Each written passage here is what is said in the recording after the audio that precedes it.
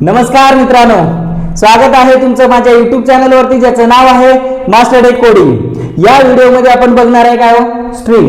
मग यालाच आपण काय म्हणतो, कॅरेक्टर ॲरे. मग आता बघा स्ट्रिंग कशाला म्हणतोय की स्ट्रिंग म्हणजेच काय हो, कलेक्शन ऑफ कॅरेक्टर.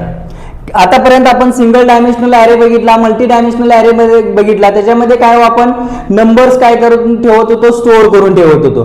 जर सपोज आपल्याला कॅरेक्टर स्टोअर करून ठेवायचं असेल तर आपण कशाचा यूज करतो, स्ट्रिंगचा यूज करतोय. मग आता ह्या स्ट्रिंगचे सुद्धा दोन पार्ट आहेत, एक आहे इनिशियलायझेशन आणि दुसरा काय हो, डिक्लेरेशन. मग आता इनिशियलायझेशन म्हणजेच काय की ज्यावेळी तुम्ही एखादा ॲरे क्रिएट करताय त्याच वेळी त्याच्यामध्ये जर सपोज तुम्ही काय केलं असेल, व्हॅल्यू स्टोअर केला असेल तर त्याला आपण काय म्हणतो, इनिशियलायझेशन. मग आता इनिशियलायझेशनचा सिंटॅक्स बघा कशा पद्धतीने असतो स्ट्रिंगचा. सेम काय हो, डेटा टाईप ॲरे नेम किंवा स्ट्रिंग नेम म्हणला तरी चालतोय, साईज आणि त्याची जी काय व्हॅल्यूज आहे ती व्हॅल्यूज. ओके, मग ह्या पद्धतीने आपण काय करतो की इनिशियलायझेशन करतो स्ट्रिंगचा. ओके, आता जर सपोज आता डेटा टाईप काय असणार हो, कॅर. आपल्याला कारण काय, स्ट्रिंग आपण कशासाठी यूज करतो, कॅरेक्टर व्हॅल्यू स्टोअर करण्यासाठी यूज करतो. मग डेटा टाईप असणार आहे कॅर. ॲरे नेम तुम्ही काही देऊ शकता. आता मी देतोय सपोज फॉर एक्झाम्पल CH आणि त्याच्यामध्ये साईज देतो काय हो, 20. मग आता मला काय करायचं, याच्यामध्ये व्हॅल्यू स्टोअर करायचा आहे. मग आता इनिशियलायझेशन करत असताना इनिशियलायझेशनचे वेगवेगळे मेथड आहेत, ते तुम्हाला सांगणार आहे. पहिला मेथड काय हो की तुम्ही या पद्धतीने व्हॅल्यू काय करू शकता, स्टोअर करू शकता. आता HELLO मला काय करायचं हो, हॅलो हा जो वर्ड आहे तो वर्ड काय करायचा, स्टोअर करायचा. मग ज्यावेळी तुम्हाला इनिशियलायझेशन करायचं असेल तर तुम्ही ह्या पद्धतीने काय करू शकता, इनिशियलायझेशन करू शकता. मग आता जर सपोज फॉर एक्झाम्पल तुम्ही आता जर बघितला की हॅलो जो आहे तो हॅलो काय झालेला आहे, व्हॅल्यू आपण स्टोअर केला. जर सपोज तुम्हाला दुसऱ्या पद्धतीने इनिशियलायझेशन करायचं असेल तर तो बघा कशा पद्धतीने करतोय, कॅर CH 20 आणि डायरेक्टली तुम्ही काय लिहू शकतो, हॅलो लिहू शकता. ओके, डायरेक्टली तुम्ही काय करू शकता, इनिशियलायझेशन करत असताना हॅलो देऊ शकता. मग ह्या पद्धतीने आपण काय करू शकतो, इनिशियलायझेशन करू शकतोय. मग आता मला सांगा हे मेमरीमध्ये कशा पद्धतीने स्टोअर होणार आहे. आता बघा आपण साईज किती दिलो, 20. मग मेमरीमध्ये हा जो CH ब्लॉक आहे, CH ब्लॉक मध्ये काय हो, 20 एलिमेंट्स असणार आहेत, म्हणजे 20 ब्लॉक्स असणार आहेत. आणि त्या 20 ब्लॉक्स मध्ये काय हो, हॅलो जो आहे तो स्टोअर होणार आहे. मग आता आपल्याला माहित आहे ॲरेचा इंडेक्सिंग स्टार्ट होतो 0 पासून, 0 1 2 3 4 5 6 7 8 अप टू काय हो, 19 पर्यंत जाणार, कारण 20 आपण दिलेलं आहे साईज, बरोबर आहे. मग आता पहिल्यांदा काय हो, H स्टोअर होणार, EL आणि O. ओके, मग ह्या पद्धतीने काय हो, मेमरीमध्ये स्टोअर होत जातोय. पण आता मला सांगा, आपण तर साईज दिलो किती हो, 20, पण त्याच्यामध्ये आपण व्हॅल्यू किती दिले, फक्त 5च कॅरेक्टर दिलेला आहे. मग आता आपल्याला समजायचं कसं की की आपला जो कॅरेक्टर आहे, कॅरेक्टर कुठं संपलेला आहे, म्हणजे आपला एखादा स्ट्रिंग जो आहे तो स्ट्रिंग एंड कुठं झाला हे आपल्याला कसं समजणार. कारण साईज तर 20च आहे पण आपला स्ट्रिंग एंड झाला कितीला, 4 या इंडेक्सला एंड झालेला आहे. मग आपल्याला समजणार कसं की बाबा की इथं स्ट्रिंग काय झालेला हो, एंड झालेला आहे. मग त्यासाठी काय हो की जो कंपायलर आहे तो कंपायलर काय करतोय, हे जो वर्ड आपण लिहिलोय, स्ट्रिंग लिहिलेला आहे, कॅरेक्टर लिहिलेला आहे, त्याच्या नेक्स्ट ब्लॉक मध्ये काय हो, /0 हा काय नल कॅरेक्टर आहे. /0 हा काय नल कॅरेक्टर आहे, तो काय करतोय, ऍड करतोय. मग /0 याचा अर्थ काय झाला की आपला जो स्ट्रिंग आहे तो स्ट्रिंग काय झालेला हो, एंड झालेला आहे. मग ह्या पद्धतीने आपण काय करतो, स्ट्रिंग इनिशियलायझेशन करतो. मग आता जर सपोज मला पर्टिक्युलर एखादी जर व्हॅल्यू ऍक्सेस करायची असेल तर आपण ऍक्सेस करू शकतो, कशाचा यूज करून, इंडेक्सिंगचा यूज करून. मग आता बघा CH आणि मला सपोज L पाहिजे असेल तर त्याचा इंडेक्स किती आहे, 2. मग 2 या इंडेक्सला काय L ही व्हॅल्यू आहे, तो व्हॅल्यू काय होणार, प्रिंट होणार. मग ह्या पद्धतीने आपण काय करतो, इनिशियलायझेशन करतोय. मग आता एक प्रोग्राम बघूया की कशा पद्धतीने आपण काय करतो, इनिशियलायझेशनचा प्रोग्राम एक्झिक्यूट करतोय. मग आता पहिल्यांदा काय हो, #include stdio.h, #include stdio.h int main. Okay, मग आता एक ॲरे आपल्याला डिक्लेअर करायला पाहिजे, कॅर CH काय 20. मी आता डायरेक्टली काय करतो, हॅलो हा पुट करतो. ओके, हॅलो ही व्हॅल्यू काय करतो, स्टोअर करतोय. आता मला काय करायचं आहे, त्या कॅरेक्टर मधली व्हॅल्यू काय करायचं, मला प्रिंट करायचं आहे. मग आता आपण प्रिंट करत असताना दोन पद्धतीने आपण प्रिंट करतो किंवा तीन पद्धतीने आपण काय करू शकतो, प्रिंट करू शकतो. पहिला जो आहे मी प्रिंटएफ फंक्शनचा यूज करतो, प्रिंटएफ. आता हा जो आहे तो काय, एक स्ट्रिंग आहे. मग स्ट्रिंगची व्हॅल्यू आपण प्रिंट करत असताना आपण काय लिहितोय, %s लिहितो आणि जो काय आपला ॲरे आहे त्या ॲरेचं नाव लिहितो. मग ह्या पद्धतीनं सुद्धा काय करू शकता, तुम्ही प्रिंट करू शकताय. किंवा दुसरा एक फंक्शन आहे स्ट्रिंग प्रिंट करण्यासाठी, फक्त आणि फक्त स्ट्रिंग प्रिंट करण्यासाठी, तर तो आहे काय, पुटेस.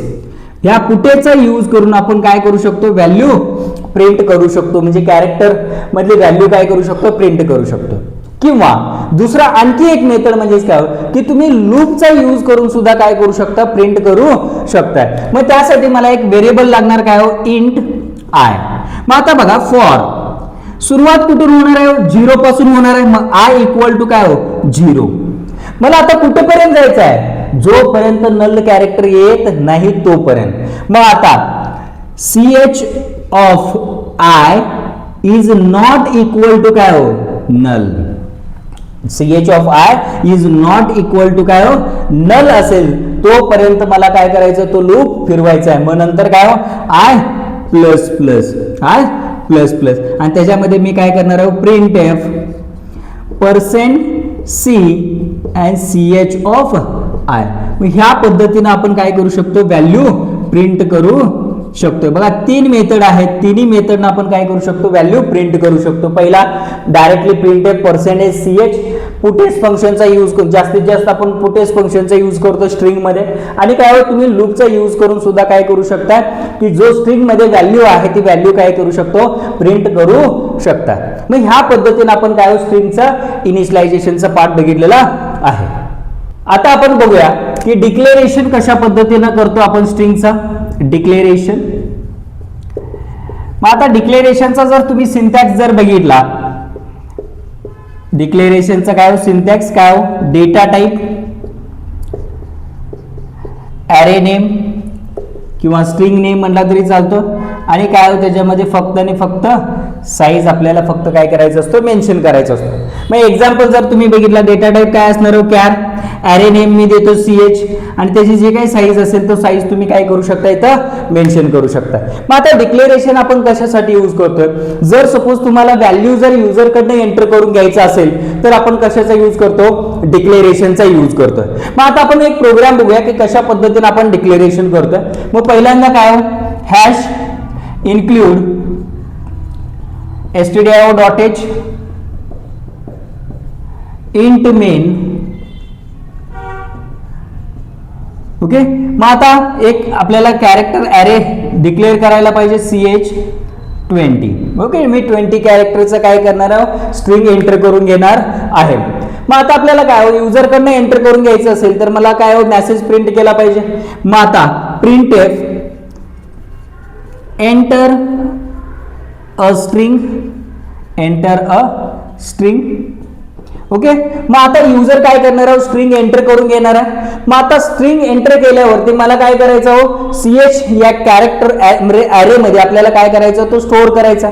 मग आता स्टोअर करण्यासाठी स्ट्रिंग स्टोअर करण्यासाठी आपण एक फंक्शन यूज करतोय, तो म्हणजेच काय, गेटेस्ट फंक्शन. गेटेस्ट फंक्शनचा यूज करून आपण काय करतो की जो काही युजरने स्ट्रिंग एंटर केलेला आहे तो स्ट्रिंग आपण त्या कॅरेक्टर ॲरे मध्ये काय करतोय, स्टोअर करतोय. आणि प्रिंट करण्यासाठी आता आपण बघितलेलं होतं काय, पुटेस फंक्शनचा यूज करून आपण काय करतोय, त्या कॅरेक्टर ॲरे मधले जे काही व्हॅल्यूज आहेत ते व्हॅल्यूज आपण काय करतो, प्रिंट करतोय. आणि लास्टला काय, रिटर्न 0. मग ह्या पद्धतीने आपण काय करतो, स्ट्रिंगचा इनिशियलायझेशन असेल किंवा डिक्लेरेशन असेल तो आपण करतोय. ओके, मग आता हे जे आपण प्रोग्राम बघितलेला आहे ते प्रोग्राम आपण काय प्रॅक्टिकली करून बघूया. आता बघूया स्ट्रिंग इनिशियलायझेशन कशा पद्धतीने होतो प्रॅक्टिकली. मग आता पहिल्यांदा एक आपल्याला काय कॅरेक्टर ॲरे काय करायचं आहे, क्रिएट करायचं आहे. मग आता ch मी आता 20 कॅरेक्टर घेतो. मग आता इनिशियलायझेशन करायचं असेल तर तुम्ही काय डायरेक्टली इथं काय करू शकता, व्हॅल्यू देऊ शकता. आता सपोज मी h दिलोय,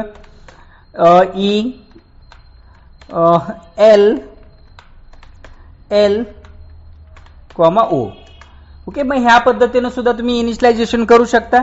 किंवा दुसरा एक मेथड आहे काय हो, कॅर ch1 देतो आणि काय हो तुम्ही डायरेक्टली इथं काय करू शकता, हॅलो हे जे आहे ते प्रिंट म्हणजे इनिशियलाइज करू शकता. मग ह्या दोन पद्धतीने तुम्ही काय करू शकता, इनिशियलाइज करू शकता. मग आता जर सपोज आपल्याला जर प्रिंट करायचं असेल तर आपण 2 ते 3 पद्धतीने काय करू शकतो, प्रिंट करू शकतो. एक आहे प्रिंटएफ फंक्शनचा यूज करून. ओके, मग आता आपण स्ट्रिंग व्हॅल्यू प्रिंट करणार आहे, मग त्यामुळे काय स्ट्रिंगसाठी %s यूज करतोय आणि ch हा जो आहे तो आपण काय केलोय, प्रिंट केलेला आहे. नंतर आणखी स्ट्रिंग मध्ये आपण जास्तीत जास्त जो आपण यूज करतो तो म्हणजे काय, पुटेस फंक्शन आहे.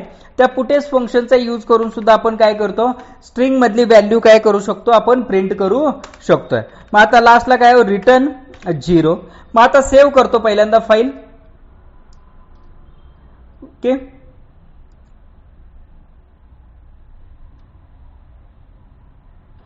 अँड रन करूया. आपला प्रोग्राम रन झालेला आहे. इथं हॅलो हॅलो 2 वेळा प्रिंट झालेला दिसतोय. मग ह्या पद्धतीनं काय आपण जो स्ट्रिंग आहे इनिशियलायझेशन आहे तो इनिशियलायझेशन करतो. आता बघूया स्ट्रिंग डिक्लेरेशन आपण कशा पद्धतीनं करतोय. मग पहिल्यांदा hash include stdio.h. Okay, int main. मग आता पहिल्यांदा आपल्याला काय कॅरेक्टर ॲरे क्रिएट करायला पाहिजे.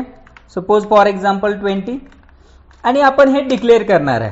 मग आता मला सांगा की डिक्लेरेशन आपण कशासाठी करतोय, तर युजरकडनं जर आपल्याला एंटर करून घ्यायचं असेल तर आपण डिक्लेरेशन करतोय. मग आता युजरकडनं एंटर करण्यासाठी मेसेज प्रिंट करायला पाहिजे. मग प्रिंट एफ काय हो, एंटर अ स्ट्रिंग. ओके, आता हा मेसेज प्रिंट झाल्यावरती युजर काय करणार आहे, एक स्ट्रिंग एंटर करणार आहे आणि तो स्ट्रिंग आपल्याला काय करायचं, स्टोअर करायचा ॲरे मध्ये. मग आता त्यासाठी एक फंक्शन आहे गेटेस्ट फंक्शन.